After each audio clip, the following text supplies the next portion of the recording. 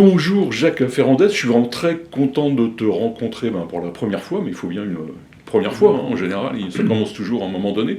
On se voit pour un album qui sort aujourd'hui, qui s'appelle Orient perdu, c'est publié par les magnifiques éditions Daniel Maguen. Donc là on n'est pas en Algérie, pour une fois, on est un peu plus à l'est, mais avant on va commencer à Nice, on va aller à Malte, Vintimille, il y a tout un périple, c'est un voyage, ça commence par un voyage. Mais c'est surtout l'histoire d'un homme, c'est pas un homme très connu, non. Pourtant on s'aperçoit que c'est quelqu'un d'intéressant. Comme beaucoup d'inconnus. Est-ce que tu peux nous dire qui c'est déjà, nous donner son nom, parce qu'il a un nom particulier? Alors il s'appelle de son état civil, il s'appelle Jules Guillaume Marie Lascaris de Vintimille. Alors Lascaris, moi je suis niçois d'adoption, comme on le sait peut-être. Après être né en Algérie, mes parents sont installés à Nice quasiment à ma naissance, donc je suis niçois, on peut dire. Et à Nice, tout le monde connaît ce nom parce qu'il y a un palais Lascaris à Nice, il y a une rue Lascaris à Nice. Et en fait, Lascaris, c'est une grande famille qui remonte aux empereurs de Byzance depuis le XIIIe siècle. C'était, je pense, des Grecs ou des Anatoliens, enfin plutôt des Anatoliens au départ. D'ailleurs, Lascaris, c'est un mot oriental, en fait, qui désigne a priori quelqu'un de pas très recommandable. Et ces Lascaris ont été mêlés finalement à l'histoire de l'Empire de Byzance et à la chute de l'Empire de Byzance. Donc cette famille, avec ses multiples branches, est venue se réfugier du côté de Nice, de Vintimille, donc sur cette partie de la Méditerranée. Et aujourd'hui, il y a des Lascaris de Vintimille, de Colomar, de Tende, enfin de tous ces villages de l'arrière-pays, ont tous leur palais Lascaris ou leur maison Lascaris, etc. Donc ce nom était connu, mais sans plus. Et en fait, je suis tombé sur cette histoire. Alors, pour revenir, parce qu'on a parlé des éditions Daniel Maguen, Daniel, je le connais depuis presque 25 ans. Au début, il était galeriste, en fait, il venait chercher chez les dessinateurs des dessins, donc c'est comme ça qu'on s'est connus. Et puis peu à peu, il a monté sa maison d'édition et j'avais le projet, enfin c'est lui qui me tannait depuis longtemps pour refaire des choses dans l'esprit des Carnets d'Orient. Il aimait beaucoup les premiers albums des Carnets d'Orient.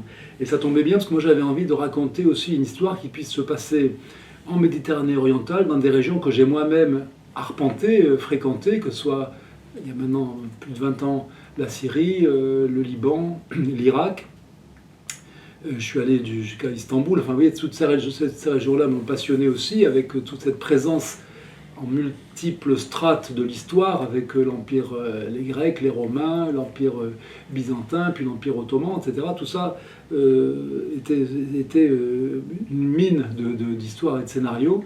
Et j'avais envie de faire une histoire d'un voyageur qui se retrouve dans ces ports de la Méditerranée orientale à une époque d'avant la photographie, c'est-à-dire pour essayer de représenter ces villes, Beyrouth, Damas, Alep, Palmyre, enfin Bagdad, parce que je suis allé aussi à Bagdad, mais de les représenter telles qu'elles ont pu être vues par des voyageurs au début du 19e.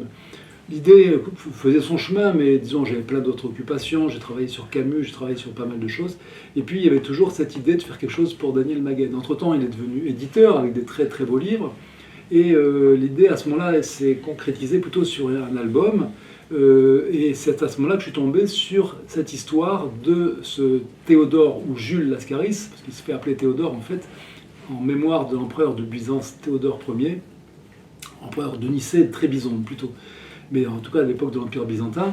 Et j'ai tombé sur un livre un peu par hasard qui racontait cette histoire-là de façon un peu romanesque, romancée, et qui n'allait pas jusqu'au bout, qui n'évoquait pas du tout la période Arabie, espionnage, on va dire, mais qui parlait plutôt de la période Nice, et puis Malte, et puis l'Égypte, disons. Et cette histoire avec ce personnage, ça m'a mis sur la piste, disons, de cette histoire, avec un récit qui finalement est arrivé jusqu'à nous et qui traite de ce Lascaris. C'est un récit qui a été intégré par notre grand poète Alphonse de Lamartine dans son voyage en Orient en 1835, suite à un voyage qu'il a fait en 1832 en Orient, en Terre Sainte, enfin en Palestine, Syrie. Et Lamartine en fait a entendu parler d'un récit de ce Lascaris qui aurait arpenté pendant plusieurs années toutes ces contrées. Et ce récit était rapporté par celui qui avait été engagé par Lascaris comme aide, comme assistant, on peut dire. Et c'était un chrétien d'Alep, cet aide, cet assistant, qui avait tout consigné son récit donc en langue arabe.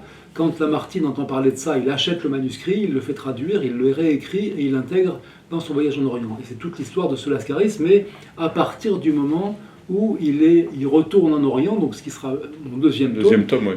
il me fallait à ce moment-là reconstituer ce qu'avait été la période de Lascaris depuis Nice, donc en passant par Malte jusqu'à l'Égypte. Et là, j'ai retrouvé donc d'autres documents qui permettaient de suivre son parcours. Alors sur Nice, il y avait assez peu de choses, mais j'ai dû là imaginer un petit peu, mais j'ai imaginé en fonction de ce qu'était la personnalité de ce Lascaris, sachant qu'il avait une formation d'architecte, qu'il était aussi musicien, et qu'il avait dû fuir Nice en 1792, au moment de l'entrée de l'armée républicaine française, donc, qui fait la guerre à ce moment-là. La France est en guerre avec l'Autriche, déclare la guerre aussi à la Savoie, et Nice était une partie de Piémont, de Savoie, Piémont, Savoie, Sardaigne, etc. Donc les troupes de Nice, de France, la République, en fait, en 92, qui étaient stationnées à Antibes, au Fort Carré, qu'on peut toujours voir aujourd'hui, franchissent le Var, qui est ce petit fleuve côtier qui faisait la frontière, pour envahir Nice et sa région. Et là, mon personnage, évidemment, c'était un peu inquiet. Il descend lui-même d'une grande famille. Donc, étant donné le sort qui était réservé aux aristocrates, d'autant plus qu'il y en a certains qui sont émigrés, comme on disait à l'époque, à Nice. Il y a des prélats, des magistrats, des aristocrates provençaux qui se sont mis à l'abri au comté de Nice. Quand il voit arriver cette armée, il décide de quitter Nice pour, finalement, l'aventure, puisqu'il est chevalier de l'ordre de Malte, comme beaucoup des gens de sa lignée, des branches différentes de sa famille.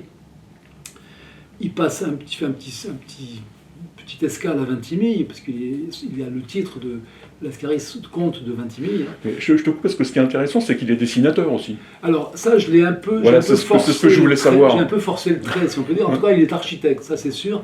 Et tous les architectes étaient dessinateurs, bien entendu, à l'époque, forcément. Oui.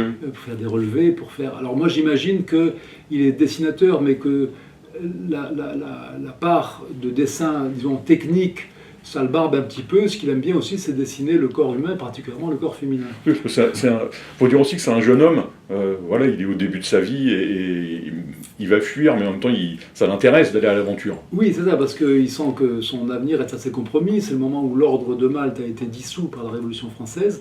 Donc il va se réfugier à Malte, qui est quand même le siège de l'ordre, où l'un de ses, alors pas ses ancêtres, parce qu'il est prévu que les chevaliers de l'ordre de Malte doivent être célibataires, donc n'ont pas d'enfants, mais c'est un grand-oncle, un arrière-grand-oncle, qui a été grand maître de l'ordre à La Valette au XVIIe siècle. Mais ils sont célibataires, mais pas chastes. Alors c'est ça toute la différence, c'est-à-dire qu'ils font... Alors l'ordre de Malte a été constitué depuis les premières croisades.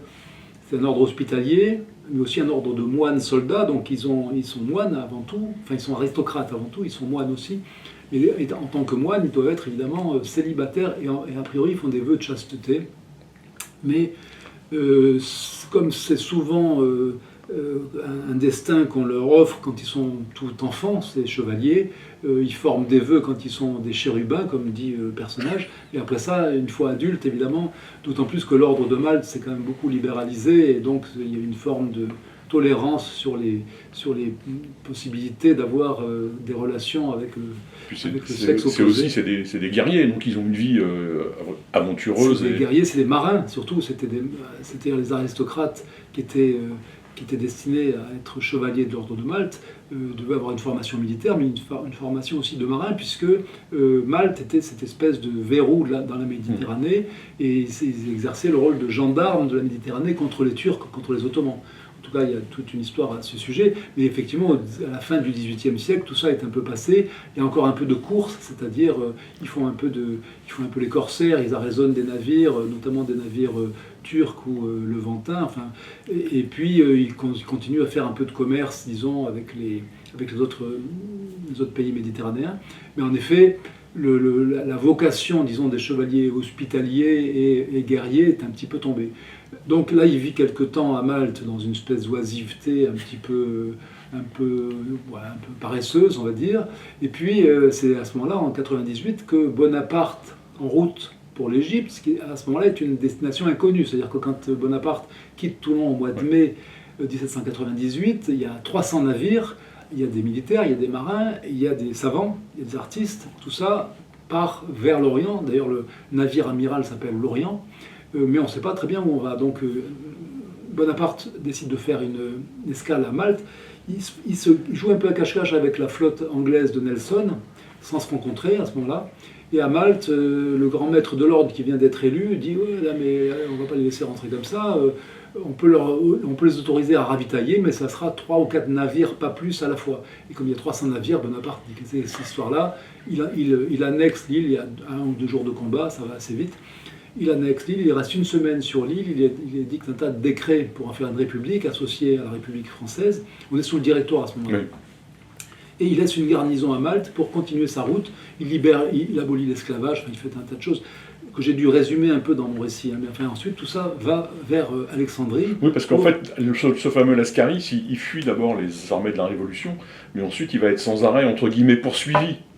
Un peu poursuivi, et puis à un moment donné, il voit bien que l'ordre de Malte est condamné, est en plein déclin.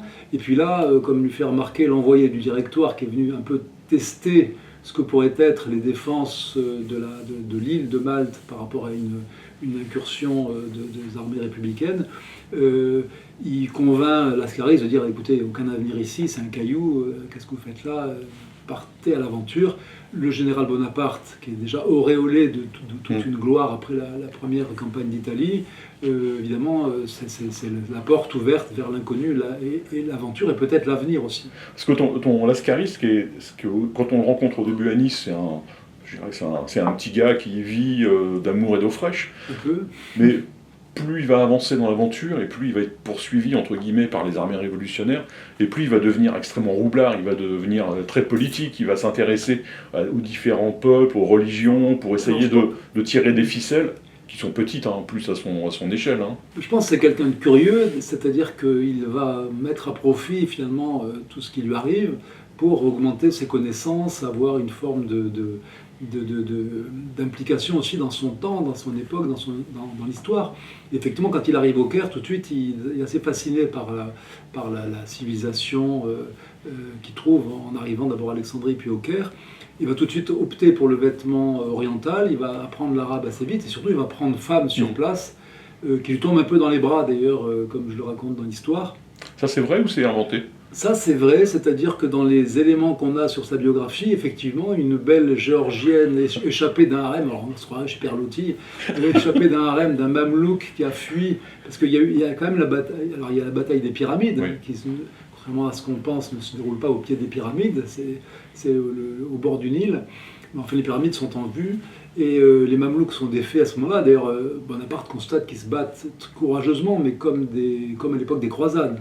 Alors que l'armée de Bonaparte, c'est déjà les carrés, c'est l'artillerie, etc. Ouais. Donc, il y a tout donc les Mamelouks se font aplatir, certains s'enfuient, et donc quand Bonaparte arrive au Caire, la ville est tombée, les Mamelouks se sont enfuis, et Bonaparte tout de suite fait des aménagements de la ville, il fait démolir beaucoup de bâtiments, déjà pour faire passer son armée. Et d'ailleurs, ça m'a furieusement rappelé ce qui va se passer 30 ans plus tard à Alger. La prise d'Alger, c'est ça, c'est-à-dire qu'on rase le bas de la Casbah pour faire une place d'armes, on rase des mosquées, on rase des maisons, des palais, pour permettre à l'armée d'être mobile, en fait, dans la ville. Donc c'est un peu la technique de l'époque.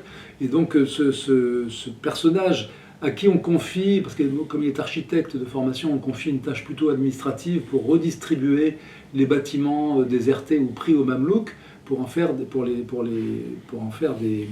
lieux où vont être logés les généraux, les savants. Il ne faut pas oublier qu'il y a, je ne sais plus exactement le chiffre, mais il y a plus de 150 savants artistes qui accompagnent l'expédition de Bonaparte, ce qui va donner d'ailleurs toute cette description de l'Égypte.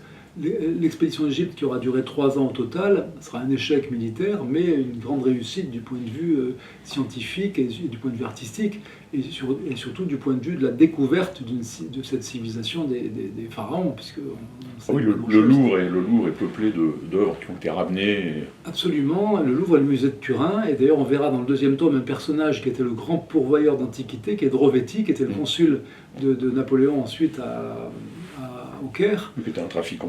Et qui était une espèce de trafiquant, c'est-à-dire qu'il avait carrément une armée, une milice de rabatteurs qui lui ramenaient des trucs monumentaux parfois, ou parfois simplement des choses très très bijoux, des choses comme ça, enfin, tout ce qui pouvait être trouvé dans les tombeaux et dans les sites archéologiques. Il n'y avait pas évidemment le principe scrupuleux des fouilles qu'on a aujourd'hui. Et donc il a amassé une énorme quantité d'œuvres, enfin d'éléments qui ont été vendus au plus offrant parfois et qu'on a retrouvé donc au Louvre et au musée de Turin, qui a, je crois, une des plus belles collections d'égyptologie.